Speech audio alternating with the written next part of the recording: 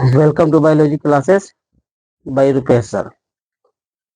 इसके पिछले वीडियो में हम लोगों ने ये देखा था कि जो मेल गैमेटोजेनेसिस की क्रिया होती है उसका हार्मोनल नियंत्रण अर्थात हार्मोन के द्वारा नियंत्रण कैसे होता है। ठीक है, आज हम लोग ये देखने वाले हैं कि जो फीमेल गैमेटोजेनेसिस की क्रिया होती है वो कैसे होती है। ठीक है, फीमेल गैमेटोजेनेसिस, फीमेल गैमेटोजेनेसिस,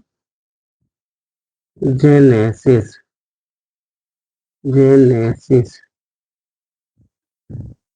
मादा युग्मक जनन। ठीक है, इस मादा युग्मक जनन को हम लोग क्या कहते हैं, तो एक और नाम से जानते हैं, इसको ऊजेनेसिस के नाम से भी जाना जाता है। ठीक है, ऊजेनेसिस, अंड जनन के नाम से भी जाना जाता है। अब इस अंड जनन के बारे में क्या बताया जाता है बाबू, कि फीमेल के अंडाशय में अंडाणुओं के निर्मित होने की क्रिया को, ठीक है, फीमेल के अंडाशय में अंडाणुओं के निर्मित होने की क्रिया को अंड जनन या मादा युग्मक जनन के नाम से जानते हैं। ठीक है, अब कह रहा है कि एक फीमेल में मादा युग्मक जनन की क्रिया आखिर कब स्टार्ट होती है, ठीक है, कब प्रारंभ होती है। तो बताया जाता है कि जब एक फीमेल प्रेग्नेंट रहती है और उसके गर्भाशय में यदि लड़की का विकास हो रहा होता है तो उस लड़की के कहेंगे कि अंडाशय में 6 माह की अवस्था में युग्मक जनन की क्रिया प्रारंभ हो जाती है, लेकिन मैच्योरेशन की क्रिया नहीं होती है। मैच्योरेशन की क्रिया कब होती है, तो प्यूबर्टी एज के स्टार्टिंग के दौरान मैच्योरेशन होता है। ठीक है, अर्थात परिपक्व अवस्था आती है। बताया जाता है बाबू कि ये जो फीमेल गैमेटोजेनेसिस की क्रिया होती है, जिस तरीके से हमने बताया था कि जो नर युग्मक जनन की क्रिया होती है वो 3 अवस्थाओं में संपन्न होती है, उसी तरीके से ये जो मादा युग्मक जनन की क्रिया है ये भी 3 अवस्थाओं में संपन्न होती है। ठीक है, पहला क्या होता है बाबू, तो पहला होता है मल्टीप्लीकेशन फेज। ठीक है, पहला होता है मल्टीप्लीकेशन फेज, मल्टीप्लीकेशन फेज, ये हो गया पहली अवस्था। दूसरी अवस्था जो है वह है ग्रोथ फेज, ग्रोथ फेज, वृद्धि अवस्था। तीसरा जो है वह है मैच्योरेशन फेज, मैच्योरेशन फेज। ठीक है, परिपक्वन अवस्था। तो ये 3 स्टेप हो गए किसके, तो oogenesis के या फीमेल गैमेटोजेनेसिस के। ठीक है, तो इस वीडियो को स्टार्ट करने के पहले यदि आप इस चैनल पर नए हैं तो इस चैनल को सब्सक्राइब करें। सब्सक्राइब करने के बाद डिस्क्रिप्शन लिंक में जाए और डिस्क्रिप्शन लिंक में आपको टेलीग्राम का लिंक मिलेगा, जिसे क्लिक करते ही आपको एक ज्वाइन का ऑप्शन मिलेगा। जैसे ही आप टेलीग्राम पे ज्वाइन करते हैं, ठीक है, हमारे द्वारा पढ़ाए गए जितने भी बैक के टॉपिक है आपको पीडीएफ में चैप्टर वाइज मिल जाएंगे। ठीक है, तो वहाँ पे पीडीएफ आपको अवेलेबल है और यहाँ पे क्लास का डिस्क्रिप्शन चल रहा है। ठीक है, तो इस क्लास के डिस्क्रिप्शन को भी देखें, क्लास के कंडीशन को भी देखें और वहां से आप पीडीएफ नोट्स भी ले सकते हैं। ठीक है, तो अब हम देखते हैं कि ये जो फीमेल गैमेटोजेनेसिस की क्रिया है वह 3 स्टेप में कैसे पूरी होती है। ठीक है, तो हमने जैसे कि यहाँ पे फिगर पहले से बना दिया है, अब इस फिगर के माध्यम से हम लोग को ये देख लेना है कि मल्टीप्लीकेशन फेज, ग्रोथ फेज और मैच्योरेशन फेज क्या होता है। ठीक है, तो हमने बताया था बाबू कि ओवरी के कॉर्टेक्स वाले भाग में कुछ छोटे आकार की कोशिकाएं पाई जाती है जिसे हम लोग जर्मिनल एपिथेलियम कहते हैं। जर्मिनल एपिथेलियम जनन उपकला होता है।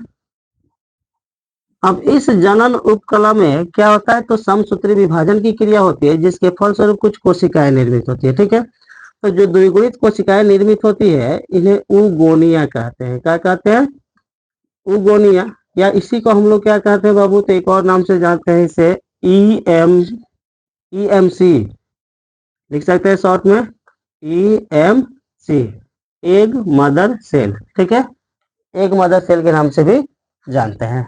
अब क्या होता है कि एग मदर सेल की जो कोशिकाएं होती है वह एक जगह एकत्रित होकर एक गोलाकार रचना बनाती है जिसे एग नेस्ट कहते हैं। ठीक है, एग नेस्ट अंडे की घोंसला होता है।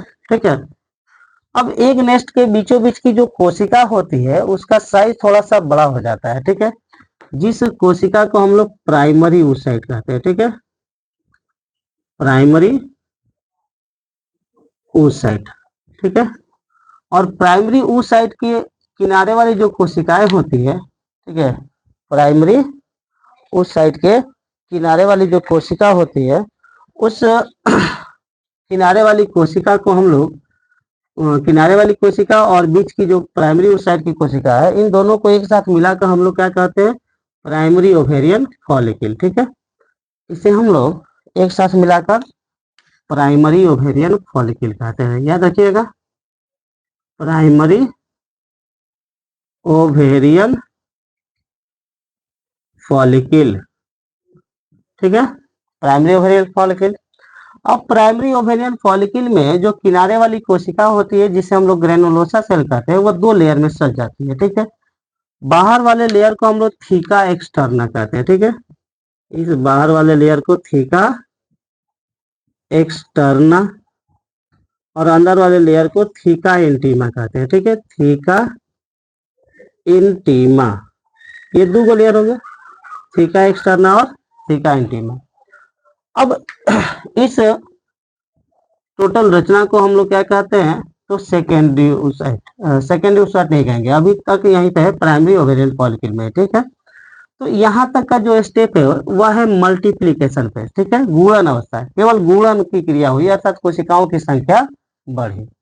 अब क्या होता है कि ये जो प्राइमरी ओवेरियन फॉलिकल में थीका एक्सटर्ना और थीका इंटीमा है, ठीक है, इसके बीच एक खाली जगह बनने लगता है, जैसे कि अगले स्टेप में दिख रहा है, यहाँ पे एक खाली जगह बन रहा है, उस खाली जगह को हम लोग एंट्रम कहते हैं, क्या कहते हैं, एंट्रम। अब इस एंट्रम में कुछ तरल पदार्थ भरा होता है, जो क्या करता है बाबू, तो कहेंगे कि फॉलिकल की कोशिकाओं को पोषण प्रदान कराता है, ठीक है।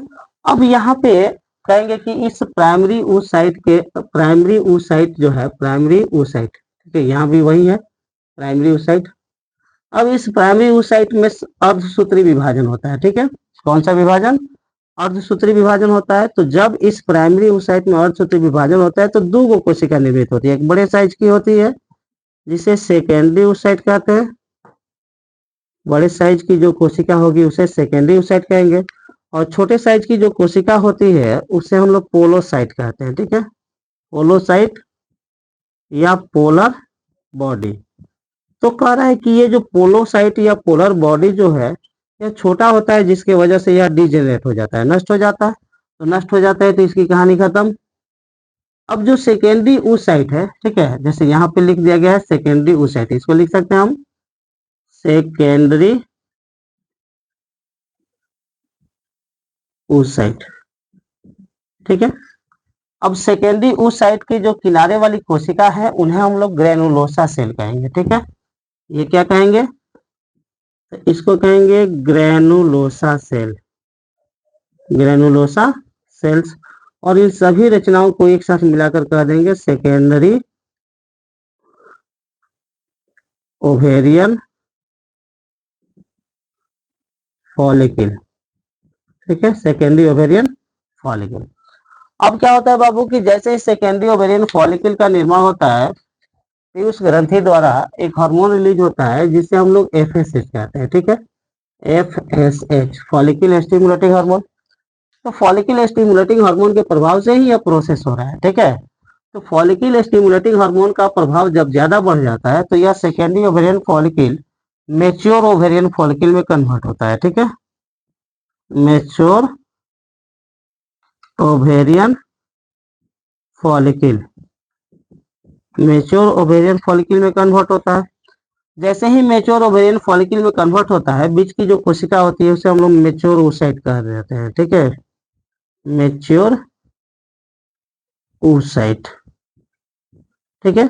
अब मेच्योर oocyte के प्रभाव माने मेच्योर oocyte का निर्माण जब हो जाता है तो पीयूष ग्रंथि द्वारा एक अन्य हार्मोन स्रावित होता है जिसे LH कहते हैं, ठीक है, और इसी LH को पुरुषों में ICSH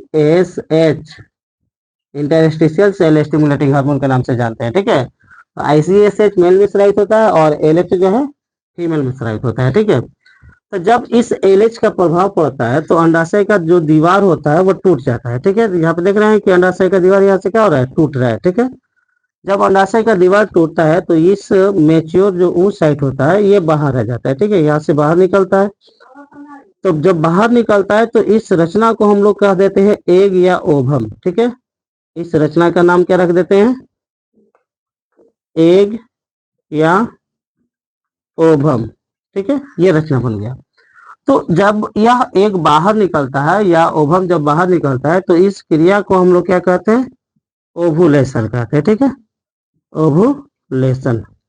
तो ओवुलेशन के जरिए यह जो अंडाणु है वह अंडाशय के दीवार के टूटने से बाहर निकला, किसके प्रभाव से, तो एलएच के प्रभाव से। ठीक है, जब एलएच के प्रभाव से यह अंडाणु बाहर निकलता है तो जैसे ही यह बाहर निकलता है फिम्बरी द्वारा इसे कैच करके स्थमस तक पहुंचा दिया जाता है। ठीक है, और यदि यह अंडाणु निषेचित हो गया तब जाकर ग्रेनुलोसा की शेष कोशिकाएं पीले रंग की रचना में कन्वर्ट होगी, जिसे हम लोग कॉर्पस ल्यूटियम